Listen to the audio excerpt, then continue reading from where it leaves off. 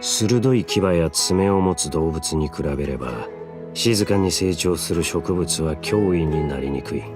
だがさまざまな草木が密集する森では潜む危険が予測できなくなる。故にウリンの生態とその成長力を見くびってはならない。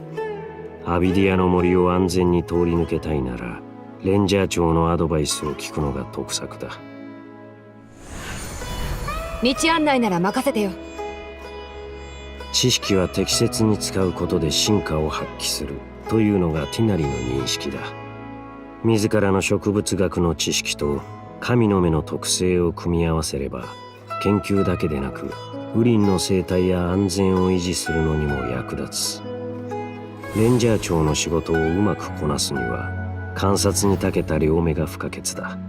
ティナリがチームにいるとき、スメール地域の特産の位置がミニマップ上に表示され採集の効率が上がる。ティナリの通常攻撃は弓による最大4弾の連続射撃で物理ダメージを与える。銃撃ではダメージがより高くより正確な狙い撃ちを放つ。これはチャージ時間によって異なる効果を発動する。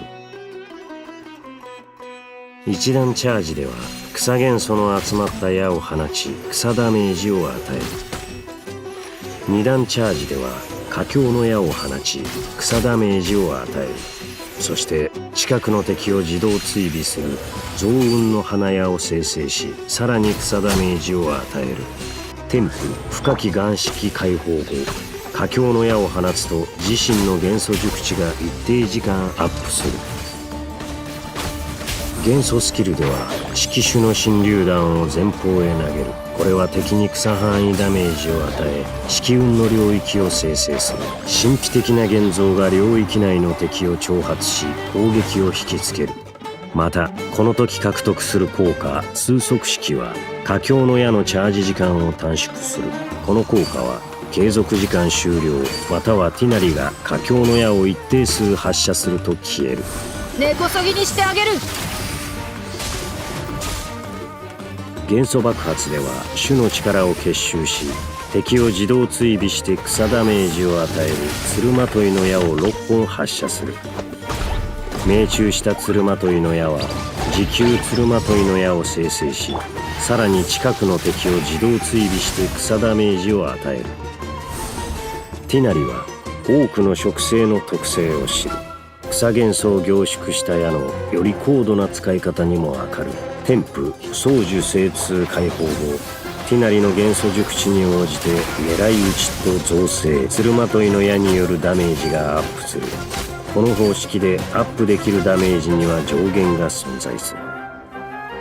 問題を引き起こす通行人と厄介な魔物はウリンにとって迷惑な存在だ。前者には親切な指導を行うティナリだが後者に容赦をする必要はない。戦闘時まずは元素スキルで色雲の領域を生成し現像で領域内の敵を挑発するとともに通速式効果を得るといいだろう。そして安全地帯で素早くチャージし佳境の矢で敵に草元素ダメージを与えるのだ。元素エネルギーが溜まったら元素爆発で敵を自動追尾するつるまといの矢を発射し続く持久つるまといの矢で敵に打撃を与えてトラブルの原因を根こそぎにするのがいい。今この瞬間もスメールでは理解しがたいことが起きている。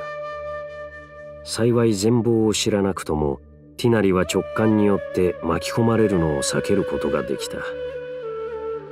彼が思うに知識は高度で奥深いが決して高邁なものではない。